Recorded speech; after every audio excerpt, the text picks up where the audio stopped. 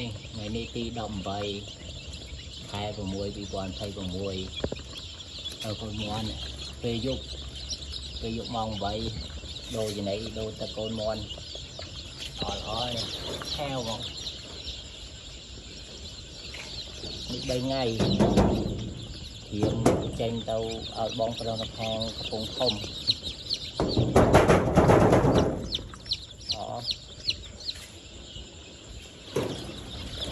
នេះយកមកចិត្តទេ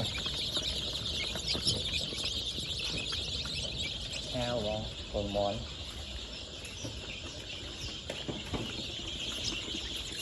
នេះ14 ថ្ងៃនេះ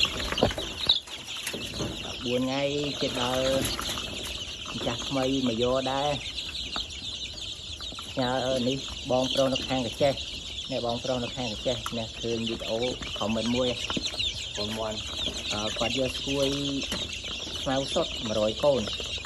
តែក្នុងនេះស្គួយតែមាន50 ក្បាលមានបងប្រុសគាត់ចង់បានស្គួយតែមានសុត50 ក្បាលដែរអល់អល់កូនមន់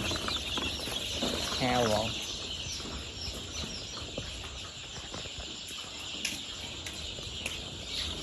នេះ